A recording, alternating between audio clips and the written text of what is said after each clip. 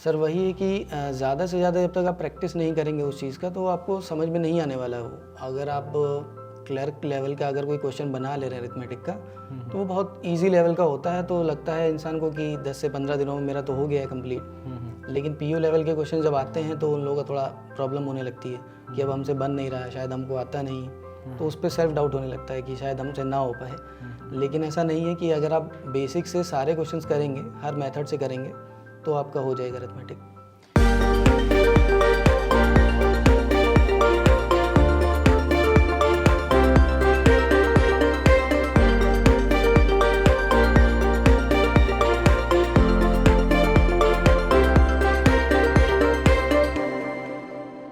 नमस्कार दोस्तों, स्वागत है आप सभी का कैमोमाइल टीवी टॉपर्स में, एन इनिशिएटिव बाय अनअकैडमी। तो आज हमारे साथ यहाँ पर मौजूद हैं सौरभ रावत, जो कि यूपी के रहने वाले हैं और इन्होंने इस साल 4 एग्जाम्स क्वालिफाई किए हैं, आरआरबी पीओ क्लर्क और IBPS PO clerk. Hello Saurabh, sir कैसे हैं आप? बहुत अच्छा हूँ सर, आप कैसे हैं? बस मैं बढ़िया। कैसा लग रहा है यहाँ आके? सर बहुत अच्छा लग रहा है। हर एक स्टूडेंट का ड्रीम होता है कि एक दिन हम भी सिलेक्शन लेकर वहाँ पहुँचेंगे। सर मेरा तो हमेशा से मतलब ड्रीम हो चुका था कि यहाँ पर आना है मुझे, इसलिए मैंने इतने सारे एग्ज़ाम की तैयारी करी थी कि ज़्यादा से ज़्यादा एग्ज़ाम्स निकाल पाऊँ, तो शायद मुझे कॉल आएगा CTWT की तरफ से कि आपको बुलाया गया। तो आज फाइनली वो जी सफल हो गया। Yes sir. तो चलिए, बहुत सारी बातें करनी है आपके प्रिपरेशन जर्नी के बारे में कि कैसे आपने पेपर क्लियर किए, कब से आपने स्टार्ट किया था। तो स्टार्ट करते हैं, तो हम शुरुआत से शुरू करते हैं कि आप बैंकिंग की तैयारी में क्यों आए, कहाँ के रहने वाले हैं, वो तो मैंने बता दिया। आप मतलब अपने बारे में पूरा डिटेल बताइए। सर मैं यूपी के हापुड़ ज़िले से रहने वाला हूँ, लेकिन मैं अपनी पढ़ाई के लिए लखनऊ में रहता हूँ और लखनऊ से ही मैंने अपना 11-12 किया और फिर ग्रेजुएशन करने के बाद वहीं से मैंने तैयारी शुरू करी। और सर तैयारी मैंने इसलिए शुरू कर दी कि ग्रेजुएशन होने के बाद मुझे जॉब चाहिए थी, तो मैंने चेक किया कि कहाँ पे मुझे ज़्यादा से ज़्यादा जल्दी जॉब मिल सकती है। तो मैंने देखा कि बैंकिंग में काफ़ी फास्ट प्रोसेस है कि सिलेक्शन हो सकता है आपका, तो मैंने बैंकिंग चूज़ किया। चलिए, तो बैंकिंग की फील्ड में आप आ तो गए। अभी आपकी एज कितनी है? सर मेरी 22 है। और आपने स्टार्ट कब किया था? सर मैंने 2020 में स्टार्ट किया था, मतलब ग्रेजुएशन के बाद ही स्टार्ट किया था। ये मेरा सेकेंड अटैम्प्ट है। सेकंड अटैम्प्ट था। जी। फर्स्ट अटैम्प्ट में क्या प्रॉब्लम्स आई थी आपको? सर फर्स्ट अटैम्प्ट में मेरा थोड़ा सा लैग कर रहा था। मेरा उस वक्त पे आरआरबी पीओ भी क्लियर हुआ था प्री, और आईबीपीएस पीओ भी क्लियर हुआ था, बट मैं 1 या 2 मार्क्स से मेंस मेरा रह गया था। मीन्स रुक गया था। हाँ, तो उसमें मैंने जब एनालाइज़ किया तो मुझे दिखी प्रॉब्लम मेरी इंग्लिश की प्रॉब्लम थी। तो फिर मैंने इस साल इंग्लिश में अच्छे खासे स्कोर किया, मतलब प्रिपेयर किया, उसके बाद मैंने सारे एग्ज़ाम क्लियर किए। तो चलिए, इंग्लिश से ही स्टार्ट करते हैं। इंग्लिश की क्या आपने स्ट्रैटेजी बनाई, क्या आपने चेंज किया जब 1 साल के बाद आपको लगा कि इंग्लिश वीक है? सर 1 साल पहले मैंने क्या है कि कोई भी सब्सक्रिप्शन नहीं ली थी। मैं सिर्फ सेल्फ प्रिपेयर कर रहा था यूट्यूब वगैरह से, बाकी सारी चीज़ें क्लियर थी बट इंग्लिश नहीं हो पा रहा था मेरा। तो मुझे लगा कि कहीं तो लैग है। तो उस वक्त पे सिर्फ नाम सुनाई देता था, निमिषा मैम। तो उस वक्त मैंने कहा कि अब रिस्क नहीं ले सकते, तो मैंने अनअकैडमी परचेज़ कर लिया था। फिर मैम की क्लास स्टार्ट की, थोड़ा बहुत प्रैक्टिस करा, मेरा सब सही होता गया, इंग्लिश सही होता गया। हाँ। तो अभी आपने जो एग्ज़ाम दिया उसमें इंग्लिश में कितने स्कोर आप कर रहे हैं अप्रॉक्स? सर मेरा 30 में से 27 भी आया प्रीलिम्स में, मेंस में 25 के अबव आया, तो काफ़ी अच्छा स्कोर रहा मेरा उसमें। इंग्लिश के साथ साथ आपको ऐसा कौन सा और सब्जेक्ट था जिसमें जो लगता था कि ये सब्जेक्ट वीक है मेरा? सर करंट अफेयर रहता था, लेकिन उतना नहीं। करंट अफेयर सभी का रहता है कि कोई मतलब उसमें फिक्स नहीं है कि क्या आने वाला है क्या नहीं आने वाला, वो प्रेडिक्टिव नहीं है पहले से। तो उसकी जितनी तैयारी करें उतना अच्छा है, नहीं हो पाएगी तो कुछ नहीं कर सकते उसमें। बिल्कुल। तो करंट अफेयर्स के लिए आप क्या करते थे, कैसे आप पढ़ाई करते थे? सर मैं यूट्यूब की वीडियोस देखा करता था। आशीष गौतम सर की मैं देखता था वीडियोस, उसी से मैंने प्रिपेयर किया बस। और कुछ मैंने फॉलो नहीं किया, बस उन्हीं का प्रिपेयर किया। तो जैसे कुछ बच्चे ऐसा करते हैं कि करंट अफेयर्स को एक हफ्ते का एक साथ या महीने का एक साथ करते हैं, या बेस्ट वाले 300-500 क्वेश्चन करते हैं। तो क्या आप भी ऐसा कुछ कर रहे थे? सर मैंने पहले क्लासेस देख रहा था, उसके बाद थोड़ा बहुत PDFs में देख लिया करता था। बाकी जहाँ से जितना ज़्यादा क्वेश्चन मिल सके उतना ज़्यादा सॉल्व करिए, अपने अच्छा रहेगा कि अपनी प्रैक्टिस हो जाएगी। बाकी जब प्रीलिम्स क्वालिफाई हो जाता है और मेंस की तैयारी में लगा होता है इंसान, तो उस वक्त पे खाली सर करंट अफेयर ही दिखाई देता है कि उसको कैसे कवर करना है। तो उस वक्त पे सर सारा रिवीजन होता है, लास्ट 4 to 6 मंथ्स का सारा का सारा रिवीजन करना है। उसमें क्वेश्चंस भी लगाने हैं, PDFs भी पढ़नी है और वीडियोस भी देखनी है।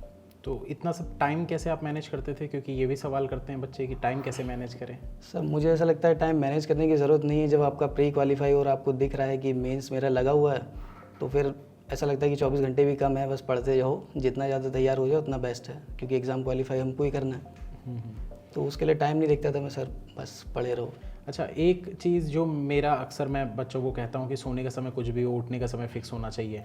तो आपका मैं जानना चाहूँगा, सोते कितने बजे थे, उठते कितने बजे थे आप? सर मेरा एक्चुअली में थोड़ा सा उल्टा है। लोग सुबह उठ के पढ़ लेते हैं, लेकिन मुझसे सुबह उठ के नहीं पढ़ा जाता है। मेरा ये है कि रात से आप सुबह तक पढ़वा लीजिए, कोई दिक्कत नहीं है, लेकिन सुबह उठ के नहीं पढ़ पाऊँगा मैं। तो मेरा रात को 1-2 बज जाता था आराम से।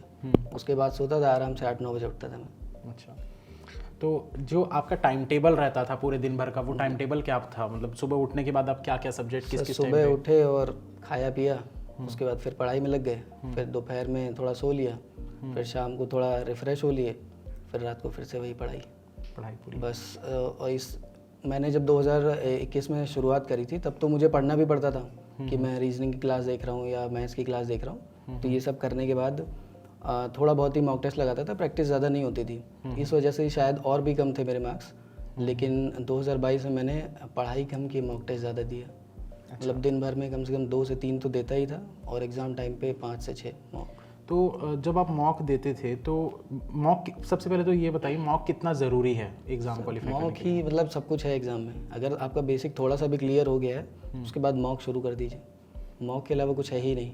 मॉक में जब नंबर कम आते हैं तो लोग डीमोटिवेट हो जाते हैं, यस सर। तो उसको कैसे कम कर सकते हैं?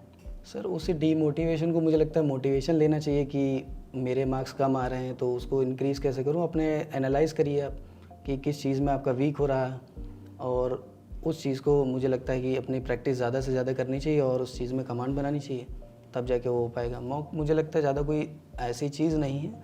जब आपको दिखे कि आपका टॉपिक क्लियर हो गया है तो मॉक में अच्छे नंबर आना शुरू हो जाते हैं सर। तो कितने मॉक्स आप दे देते थे लगभग हफ्ते में? सर हफ्ते में क्या, मैं डेली देता था, लगभग 2 मॉक मेरा रहता था डेली का, तो हफ्ते में 14 रह गया। प्री? हाँ, और संडे को मेंस खोल लिया बस। संडे मतलब पूरे हफ्ते में एक मेंस का, बाकी पूरे? हाँ, बाकी मेरा प्री के चलते थे। अच्छा, तो मॉक टेस्ट की तो बात हो गई, हमने अभी 2 सब्जेक्ट की बात कर ली, एक तो इंग्लिश, एक जीके। अब बात करते हैं मेरे सब्जेक्ट की, रीजनिंग की, क्योंकि मैं मतलब ज़्यादातर लोगों से ना रीजनिंग के बारे में एकदम डीप में पूछना चाहता हूँ, क्योंकि हो सकता है कि उससे कुछ मुझे सीखने को मिल जाए, कुछ नया और करने को मिल जाए। सर तो रीजनिंग आपने कहाँ से किया, किससे किया? और सर रीजनिंग में आपके अलावा कहीं और क्यों जाएंगे? नहीं ऐसा नहीं है, और भी टीचर्स हैं तो नहीं, पूछना मुझे बनता है। ऐसा नहीं लगता है कि सर कोई और टीचर है भी, क्योंकि 2021 में भी जब मैंने शुरुआत करी थी तो मुझे अनअकैडमी की भी ज़रूरत नहीं पड़ी थी। मैंने यूट्यूब से ही आपकी क्लास करी और सारे बेसिक कॉन्सेप्ट मेरे क्लियर थे। तो रीजनिंग का फिर उसके बाद मैंने कभी वीडियोज़ भी नहीं उठा के देखी, अपने आप प्रैक्टिस करी और बाकी सारी चीज़ें होती गई।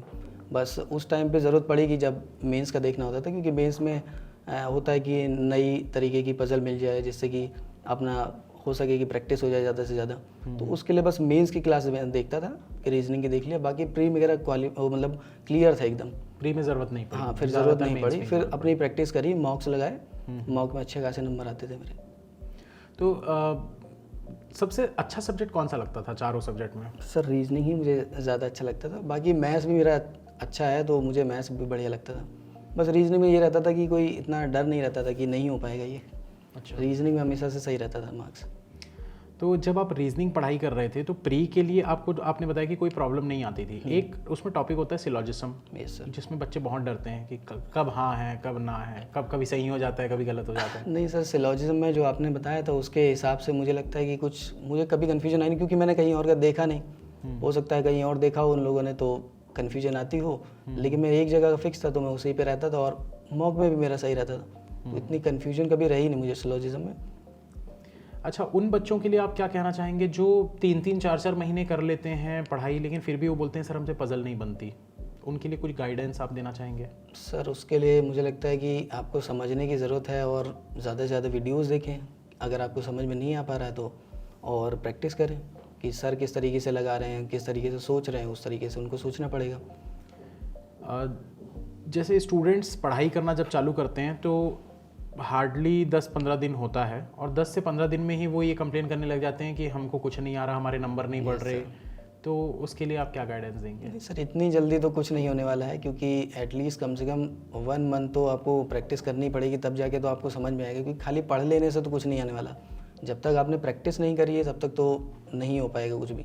जब आपकी प्रैक्टिस 1 महीने की हो जाएगी पढ़ने के बाद, तब आप खुद ही देखेंगे कि नंबर मेरे आ रहे हैं और प्रैक्टिस जो मैंने की थी वो काफ़ी सही की है, जिस वजह से मेरे मार्क्स इसको कर पा रहा हूँ मैं इसको। अच्छा, तो लास्ट एक सब्जेक्ट बचा है हमारा क्वांट का, क्वांट के बारे में बात करते हैं। जी, तो क्वांट में आपने क्या कैसे पढ़ाई की थी अपनी? सर मैंने एक्चुअली में ग्रेजुएशन में बीएससी मैथ्स से किया था, तो मेरा मैथ्स ठीक था। तो जो स्पीड मैथ्स का पार्ट होता है, सिंप्लीफिकेशन और क्वाड्रेटिक इक्वेशन, इस तरीके की ये सारी चीज़ें मेरी पहले से क्लियर थी, मुझे कुछ पढ़ने की ज़रूरत नहीं थी। बस ये था कि प्रैक्टिस करूँ और स्पीड बढ़ा पाऊँ। बाकी अरिथमेटिक पोर्शन मैंने आशीष सर से किया था, आशीष अरोड़ा सर से, और उसमें ज़्यादा दिक्कत नहीं आई थी क्योंकि मेरा मैथ्स थोड़ा ठीक था। और क्या कहते हैं, जब प्रैक्टिस मैंने करी तो थोड़ा एनालाइज मैंने करना शुरू किया, तो मुझे लगा कि अरिथमेटिक अगर मैं ज़्यादा भी नहीं करूँगा तो बाकी चीज़ों से मेरा निकल जाएगा।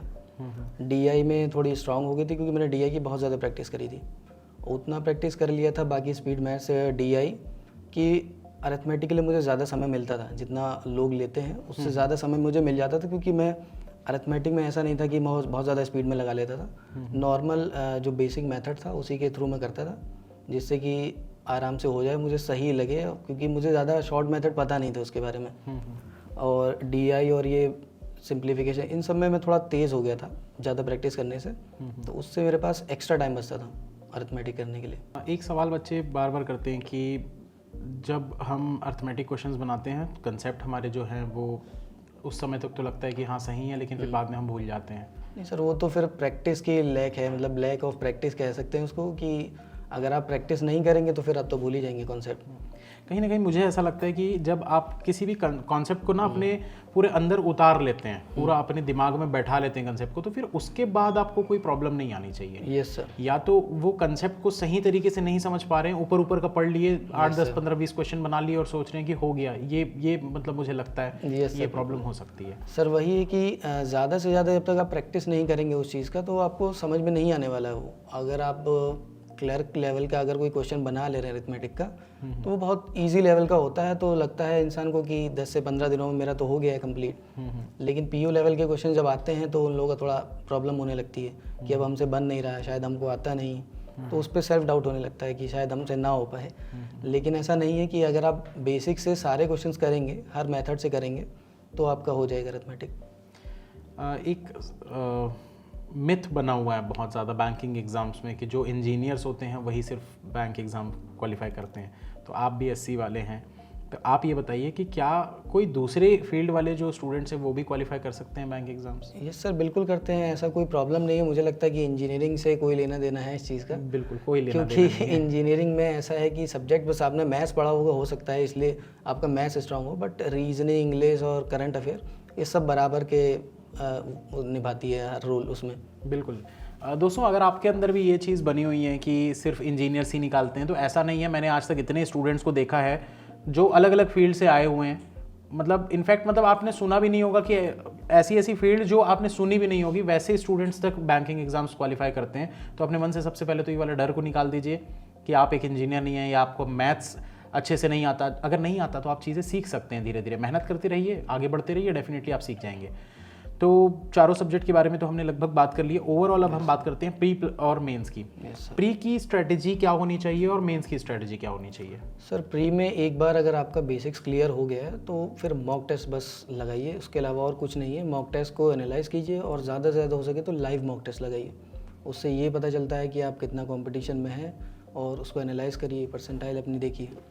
और मेंस में? मेंस में सर यही है कि आपके बेसिक कॉन्सेप्ट एकदम क्लियर होने चाहिए, जिससे कि आपका मतलब स्ट्रॉन्ग हो सके सारा कॉन्सेप्ट। और मॉक टेस्ट लगाते रहिए, उसके बाद उसमें भी अगर लाइव मॉक टेस्ट आ रहे हैं तो वो लगाइए। क्लासेस देखना आप कैसा प्रेफर करते थे? मतलब आप रिकॉर्डेड क्लासेस प्रेफर करते थे या लाइव क्लासेस प्रेफर करते थे? सर मैं रिकॉर्डेड ही क्लास देखता था और कई बार तो मैं स्पीड बढ़ा के भी देखता था ताकि टाइम सेव हो सके। और होता ये है कि कभी कभी ऐसा होता है कि कुछ क्वेश्चन जो हमको पहले से आ रहे हैं तो वो मैं देखना पसंद नहीं करता हूँ, आगे स्किप कर देता था। जो मुझे नहीं पता है उसको मैं देखता था वीडियोस में। जैसे इजी टॉपिक हो गए जो नहीं, हाँ, जो आते हैं, जो मुझे समझ में आ तो रहा है कि किस तरीके से होना है, तो मैं उसको नहीं देखने वाला हूँ। मैं आगे स्किप करूँगा और आगे का पार्ट देखूँगा वीडियो का। ओके। तो टाइम मैनेजमेंट तो आपका बिल्कुल सही था। आप अपना जिस तरीके से आपने बताया कि आप सुबह से उठकर रात तक सिर्फ पढ़ना ही होता था और कुछ होता नहीं था। एंटरटेनमेंट वगैरह के लिए क्या करते थे आप? बस सर वही फ़ोन चलाना और यही सारी चीज़ों में एंटरटेनमेंट आज के समय में है। बाकी मैं बाहर भी घूमने जाता था और फ़ोन भी चलाता था आराम से। ऐसा कुछ नहीं था कि टाइम मैनेज नहीं हो पा रहा है, ये सारी चीज़ें। बाहर भी घूमा हूँ मैं काफ़ी फ्रेंड्स लोगों के साथ में, और क्या कहते हैं, बर्थडे पार्टीज़ भी मनाई हैं, और फ़ोन चलाता था मैं आराम से, कोई दिक्कत नहीं थी उसमें। अच्छा, एक मुझे तो इसका आंसर पता है, लेकिन फिर भी मैं आपसे जानना चाहूँगा, आपकी राय जानना चाहूँगा। आजकल जो बच्चे बोलते हैं कि सर हमारे पास टाइम नहीं रहता, हर किसी के पास 24 घंटे होते हैं। Yes sir. आपने भी पढ़ा, आपने पेपर निकाला, क्वालिफाई कर लिया, ऐसे बहुत से स्टूडेंट्स हैं जो क्वालिफाई कर लिए। तो जो बच्चे बोल रहे हैं कि हमारे पास टाइम नहीं है, वो क्यों नहीं है, उसका रीज़न क्या है? सर उनके अंदर या तो लैक ऑफ मोटिवेशन नहीं है, या वो लोग खुद नहीं चाहते हैं कि मुझे निकालना है जॉब। अगर उनको निकालना है तो उनके अंदर से खुद से मोटिवेशन आएगा, और टाइम का फिर उसमें इंसान नहीं देखता कि टाइम मेरे पास है या नहीं है, वो ऑटोमेटिकली टाइम बन जाता है। आप भले ही सोना कम कर दें या कुछ भी कर दें, लेकिन आप पढ़ाई के लिए समय निकाल लेंगे। क्योंकि टाइम मैनेजमेंट ऐसी चीज़ है जो एक बार इंसान सीख गया तो उसके बाद फिर ज़रूरत ही नहीं पड़ती इस चीज़ के बारे में पढ़ने की या जानने की, कैसे निकाले, किसी और से पूछने की ज़रूरत नहीं पड़ती। हमको हमारे 24 घंटों के पता है कि हम क्या कर रहे हैं, क्या नहीं कर रहे, कितना समय हम वेस्ट कर रहे हैं, उसको बचा कर पढ़ाई किया जा सकता है। तो इंटरव्यू में आपसे कुछ ऐसा कुछ सवाल किया, क्योंकि जनरली बैंकिंग वगैरह तो पूछते हैं, कुछ अलग हट के बैंकिंग से कुछ क्वेश्चंस थे? तो सर मेरा लगभग जो भी इंटरव्यू रहा था आरआरबी पीओ का, अगर मैं कहूँ तो मेरा फैमिली बैकग्राउंड से ही चला था। जो भी मेरा फैमिली बैकग्राउंड था उसके रिगार्डिंग वो लोग पूछना शुरू कर दिए। और आरआरबी जैसे सबको पता है कि ग्रामीण बैंक होते हैं, गांव में ही रहते हैं। तो अब मेरे फादर जो है फार्मर हैं, तो उनके पास काफ़ी कुछ पूछने के लिए था उस चीज़ से, बैकग्राउंड से। तो उन्होंने उसी के ऊपर पूछा कि ज़मीन कितनी है और किस तरीके से नापी जाती है ज़मीन, एकड़्स में, बीघा में, ये सारी चीज़ें जो कन्वर्जन उन्होंने मुझसे पूछा। और भी सारी चीज़ें पूछी, गन्ने से क्या बनाया जा सकता है, ये सारी चीज़ें पूछी थी मुझसे। तो ये आरआरबी में था, इसके अलावा और कोई इंटरव्यू में कुछ? सर मेरा आईबीपीएस पीओ रहा था, तो उसमें भी ऐसा था कि उसमें बैंकिंग ज़्यादा थी। और फिर उन्होंने पूछा कि पहले कभी इंटरव्यू दिया है कि नहीं दिया है, तो मैंने बताया कि सर मेरा आरआरबी मैंने दिया था और उसमें मेरा सिलेक्शन हो चुका है। तो उन्होंने फिर आरआरबी के बारे में थोड़ा पूछना शुरू किया कि नॉलेज कितनी है आरआरबी, अगर आपने क्वालिफाई किया है तो आपको कितना आता है। तो मुझे उस वक्त पे सारा पता था आरआरबी के बारे में, मैंने सारी चीज़ें बताई। तो उन्होंने खुद कहा कि काफ़ी आपको नॉलेज है आरआरबी की, तो आपको शायद आरआरबी में जाना चाहिए। तो मैंने कहा सर वो ग्रोथ अपॉर्चुनिटी की वजह से मैं यहाँ पर आया हूँ। उन्होंने कहा वो तो अब बाकी अपनी अपनी चॉइस है, कोई भी कहीं भी जा सकता है। तो सर उसमें अच्छा मेरा स्कोर रहा था, दोनों में मेरे इंटरव्यू में काफ़ी अच्छे मार्क्स थे। अच्छा, और जो डिस्क्रिप्टिव पोर्शन आता है आईबीपीएस पीओ में, उसके लिए कुछ आपने अलग से स्पेशल तैयारी की थी या नॉर्मली बस? तैयारी तो मुझे कुछ करने की ज़रूरत नहीं पड़ी थी, बस जैसे फॉर्मेट्स वगैरह ये सारी चीज़ें होती है, तो मुझे लगता है कि बेसिक पढ़े ही थे 12th क्लास तक, इंग्लिश में जो भी आता था। बस कंटेंट के लिए थोड़ा ये रहता था कि कंटेंट किस तरीके से रहेगा, करंट रिलेटेड टॉपिक्स जो होता ज़्यादा से ज़्यादा रीड कर पाएँ हम। करंट रिलेटेड अगर टॉपिक्स के बारे में ज़्यादा से ज़्यादा पता होगा तो हम लिख पाएंगे उसमें। तो करंट से जुड़ा रहता था, और वैसे भी करंट अफेयर्स तो आना ही था, तो उसको थोड़ा डिटेल में पढ़ लेता था मैं, ताकि मतलब कोई टॉपिक दिखा कि वुमेन एम्पावरमेंट है तो उसके बारे में थोड़ा पढ़ लिया कि अभी क्या चल रहा है फ़िलहाल में, कोई स्कीम्स तो नहीं है उसके रिलेटेड। अगर आप स्कीम्स वगैरह लिखेंगे उसमें डिस्क्रिप्टिव में तो ज़्यादा से ज़्यादा मार्क्स मिलने के चांसेस है आपके। अच्छा, जब आप पढ़ाई कर रहे थे तो कुछ नेगेटिव लोग भी होते हैं जो डीमोटिवेट करते हैं कि यार वैकेंसीज कम हो रही है, फॉर्म नहीं आ रहे हैं, इस टाइप की चीज़ें होती है अक्सर? सर जब मैंने 2021 में दिया था तो मुझे याद है आरआरबी पीओ में जो वैकेंसी निकली थी वो अप्रॉक्स 450 के आसपास निकली थी, खाली यूपी स्टेट के लिए। तब मेरा मेंस 1 मार्क्स से रह गया था। लेकिन जब 2022 में मैं अच्छे से प्रिपेयर था तब मुझे दिखाई दिया कि 147 वैकेंसी आई है सिर्फ, जो कि पिछले साल सिर्फ जनरल कैटेगरी के लिए आई थी। इस साल पूरी वैकेंसी ही थी, तो मैं एकदम डिमोटिवेट हो गया। मैंने कहा यार ये तो वैकेंसी ही नहीं कुछ भी इसमें। पिछले साल तो इससे 3 गुना ज़्यादा वैकेंसी थी, फिर भी मेरा 1 नंबर से रह गया था, तो इस बार तो शायद नहीं हो पाएगा। मतलब इतना ज़्यादा डिमोटिवेट हो गया था, मैंने सोचा कि फॉर्म ही नहीं भरता हूँ ये वाला। बहुत लोग बोलने लगे थे हर तरफ कि फॉर्म ही नहीं भरना है, अब तो इसमें वैकेंसी ही नहीं है। तो मैंने भी सोचा कि नहीं भरता हूँ। फिर थोड़े दिन बाद मैंने सोचा कि नहीं यार, उससे मुझे क्या मतलब है वैकेंसी से, मुझे तो 1 सीट से मतलब है, बाकी कट ऑफ आती रहेगी, मुझे कट ऑफ क्लियर करनी है, कट ऑफ क्लियर होती रहेगी तो मेरा सिलेक्शन हो जाएगा। और इतनी कम वैकेंसी में मेरा हो भी गया उसमें। ये होता है, मेरा भी जब सिलेक्शन हुआ था आरआरबी पीओ में तो वैकेंसीज थी 118, और बोला जाए तो मेरा जो सिलेक्शन हुआ था मुझे आज भी याद है 0.50, आधे नंबर से मेरा सिलेक्शन हुआ था। वो आधा नंबर अगर इधर उधर होता तो गया था। तो ये चीज़ें होती है, वैकेंसी के बारे में नहीं सोचना चाहिए। आप भी दोस्तों अगर वैकेंसी के बारे में सोच रहे हैं तो बंद करिए वैकेंसी के बारे में सोचना, नेगेटिव होना बिल्कुल छोड़ दीजिए। वैकेंसी तो कम होते रहेंगे क्योंकि कंपटीशन बढ़ते जा रहा है, जितनी ज़रूरत होगी बैंक उतनी ही वैकेंसी निकालेगा। पर अगर आप डेडिकेटेड हैं कि बैंक में जॉब चाहिए तो बस लगे रहिए, मेहनत करते रहिए। आजकल मैं एक वीडियो बहुत चलन में देख रहा हूँ, आजकल यूट्यूब पे घूमते रहता है, जिस दिन रिजल्ट आता है तो स्टूडेंट्स का रिएक्शन वीडियो आता है। तो अब वीडियो तो मैं नहीं मांग सकता आपसे, पता नहीं आपने किया होगा रिकॉर्ड कि नहीं, तो बता दीजिए ताकि हमारे व्यूअर्स जो हैं वो रिएक्शन सुन सकें। देख तो नहीं पाएंगे लेकिन सुन सकें। सर एक्चुअली में मेरा सबसे पहले जो रिजल्ट आने वाला था वो RRBPO और RRB क्लर्क का ही आने वाला था, फाइनल रिजल्ट 1 जनवरी को जो आता है। और मैं उससे 1 हफ्ते पहले मैं नेपाल में गया हुआ था, छुट्टियां मनाने लगभग गया हुआ था कि अभी कोई एग्ज़ाम है नहीं तो चले जाता हूँ। और मेरी रिटर्निंग एक्चुअली में 1 जनवरी को ही थी। और जब मैं नेपाल से आ रहा था तो ये था कि अगर नेपाल में जब तक घर पे हूँ तब तक मुझे नेट मिल रहा था, वहाँ से जैसे ही मैं निकलूँगा तो मुझे नेट नहीं मिलेगा। अब बस मैं दुआ कर रहा था कि जैसे तैसे सुबह मेरे निकलने से पहले रिज़ल्ट आ जाए, वरना मैं फिर शाम तक नहीं देख पाऊँगा और सीधा वहीं जाने के बाद लखनऊ पहुँचने के बाद ही मैं शायद से देख पाऊँगा। लेकिन ऐसा हुआ कि सर मैं उस वक्त पे बस खाना खा रहा था निकलने के लिए, तभी मेरा रिज़ल्ट निकल गया। और जब मैंने देखा कि मेरा क्वालिफाई हो गया तो मैं खाना खाते खाते मेरा खाना मैंने छोड़ दिया। बाकी जितने भी था घर वालों को सबको वीडियो कॉल वगैरह किया, सब लोग बहुत ज़्यादा खुश हुए और मतलब हद से ज़्यादा खुश थे कि हाँ भाई अब निकल चुका है, 1 साल का जो वेट किया उसका अब कोई इतना ज़्यादा खास मतलब रह नहीं गया। तो उस वक्त पे सर बहुत ज़्यादा खुशी थी। तो घर पे मतलब कोई है पहले से बैंक वगैरह में जॉब? नहीं सर, मैं मतलब कोई गवर्नमेंट में ही नहीं है। अच्छा, क्या गवर्नमेंट सेक्टर में कोई नहीं है, सब फार्मर है, फादर भी फार्मर है और मैं एक्चुअली बचपन से नाना नानी के पास रहा हूँ तो वो भी फार्मर ही है। अच्छा, कोई भी जॉब में कभी भी नहीं रहा? नहीं। तो बैंकिंग करने का आपको कैसे आया था मोटिवेशन? सर मैंने देखा था कि मुझे तो एक्चुअली में गवर्नमेंट जॉब चाहिए थी। तो मैंने जब ग्रेजुएशन ख़त्म हुई तो मैंने सबसे पहले चेक किया कि कहाँ कहाँ मुझे मिल सकती है गवर्नमेंट जॉब और सबसे तेज़ी से प्रोसेस कहाँ पर है। जब मैंने देखा कि बैंकिंग में 6 महीने के अंदर अंदर जॉब दे रहा है, अगस्त में एग्ज़ाम हो रहा है और 1 जनवरी को रिजल्ट आ रहा है, तो मैंने कहा कि बैंकिंग है। और उसका फिर सिलेबस मैंने चेक किया तो सिलेबस ऐसा था कि रीजनिंग सबके लिए नॉर्मल है, किसी ने कभी पढ़ी नहीं है 12th में या ग्रेजुएशन में किसी ने नहीं पढ़ी होती है। बाकी मैथ्स मेरा ये था कि मैंने पढ़ी थी, ग्रेजुएशन तक भी पढ़ी थी तो वो क्लियर था।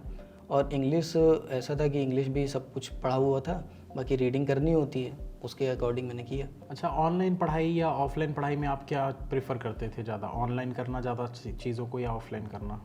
सर मैंने जब स्टार्ट किया था 2020 में, जब मेरा ग्रेजुएशन ख़त्म हुआ तो मैंने सबसे पहले चेक करना शुरू किया कि मैं बैंकिंग की प्रिपरेशन स्टार्ट कहाँ से करूँ।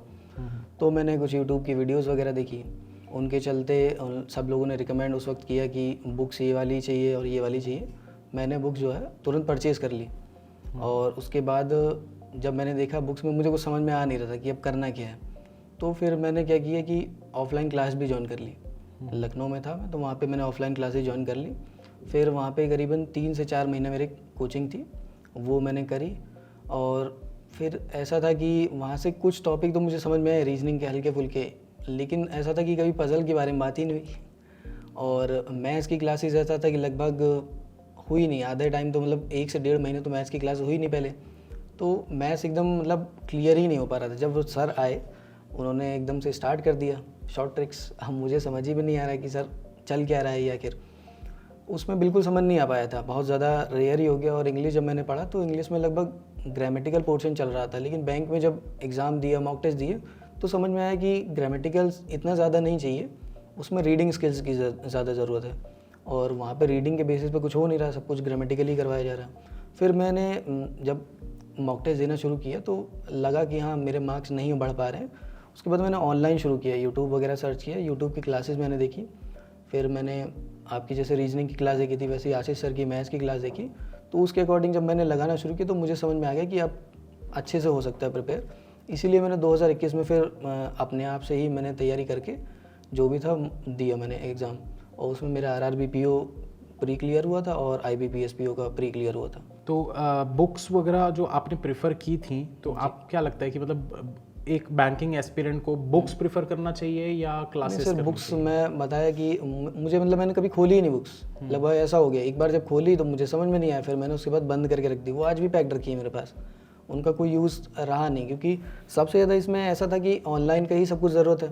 और एग्ज़ाम भी ये सब ऑनलाइन ही होने वाला है, तो उसके बाद फिर मैंने देखा कि ऑनलाइन ही सब कुछ चलने वाला है, तो फिर ऑनलाइन ही पढ़ना शुरू कर दिया मैंने। जब प्रीलिम्स के एडमिट कार्ड आते हैं उस दिन से लेकर एग्ज़ाम तक की स्ट्रेटजी?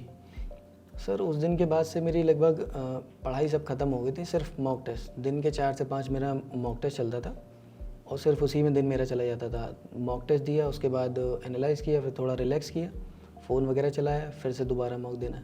तो उस तरीके से मेरे लगभग दिन में 5 से 6 मॉक हो जाते थे और मॉक में एनालाइज़ करता था कि कहाँ पे गलत हो रहा है और उसमें एक्यूरेसी में किस तरीके से एडजस्ट कर सकता हूँ अपनी, और जितनी भी परसेंटाइल वगैरह मैं देखता था अपने रैंकिंग के हिसाब से मेरा काफ़ी सही चल रहा था। तो जब ख़राब होता था तो मैं उसको चेक करता था और फिर उसको क्वेश्चंस को लगाने के बाद नेक्स्ट डे करता था, तो सब सही हो जाता था उसमें। एग्ज़ाम डे जो एक फियर होता है जब Yes, एग्ज़ाम sir. में हम बैठे होते हैं, तो वो मेंस की बात करूँगा, प्री तो चलिए हो ही जाता है बहुत लोगों के साथ। तो मेंस में 3 घंटे जो बैठने होते हैं, 2-3 घंटे जितने का भी पेपर होता है, तो उस टाइम पे जो प्रेशर होता है वो कैसे हैंडल कर सकते हैं कोई? सर उसके लिए सबसे पहले तो ये है कि घर पे भी आपको मेंस का मॉक लगाना ज़रूरी है, और मैंने जैसे संडे टू संडे लगाता ही था, लेकिन जब मेंस आ जाता है आपका तो फिर संडे से संडे नहीं लगा सकते हैं, आपको डेली या तो 1-2 दिन के बाद गैपिंग में लगा लेना चाहिए मॉक। तो मैं उसना देखता था कि मैं 3 घंटे बैठ पा रहा हूँ कि नहीं बैठ पा रहा हूँ और कर पा रहा हूँ कि नहीं कर पा रहा हूँ उतना क्वेश्चंस। फिर मैंने काफ़ी प्रैक्टिस करी और उसके बाद इतना खास नहीं लगता था। जब मेंस में जाते थे बस ये रहता था कि एग्ज़ाम से अब डर लग रहा है, क्योंकि करंट अफेयर उस वक्त पे ऐसा होता है कि सर करंट अफेयर्स आ जाता है जो कि याद करने वाली चीज़ है। प्रीलिम्स में ऐसा कुछ याद करने जैसा नहीं रहता, उसमें सिर्फ प्रैक्टिस मैटर करती है। तो इसमें काफ़ी सारा करंट अफेयर्स याद करते रहने होता, तो डर लगता था कि कहीं भूल ना जाए इस वक्त पे। तो मैं एग्ज़ाम डे वाले दिन तो एकदम रिलैक्सली कुछ नहीं, मतलब कुछ पढ़ना ही नहीं, मुझे आराम से नहाया धोया और एग्ज़ाम देने जाता था। भले ही मेरी शाम की शिफ्ट में ही क्यों ना सही एग्ज़ाम, लेकिन मैं जाता था आराम से ही कि अब कुछ पढ़ना वढ़ना नहीं है, कुछ भी नहीं देखना है। अगर मैं पढ़ूंगा तो मेरा दिमाग वहीं पे चला जाएगा। उसको फियर को ओवरकम करने के लिए रहता था ये मेरा लगभग। और एग्ज़ाम में जब तक जाता था मैं भी किसी से खास बातचीत करता नहीं था लोगों से। जब एग्ज़ाम हो जाता था उसके बाद ही मैं बात करता था। तो काफ़ी सारी बातें हो गई पढ़ाई से रिलेटेड। तो दोस्तों थोड़ा सा इसको अब एंटरटेनमेंट मोड पर ले जाते हैं और इनसे कुछ पूछेंगे रैपिड फायर राउंड में कुछ सवाल जिनके आपको जवाब देने हैं, जो भी आपके दिमाग में सबसे पहले आए। Yes, sir. तो 2 से 3 क्वेश्चन 4 क्वेश्चन मैं आपसे पूछूंगा, जो आपके दिमाग में आए आपको वो आंसर देना है।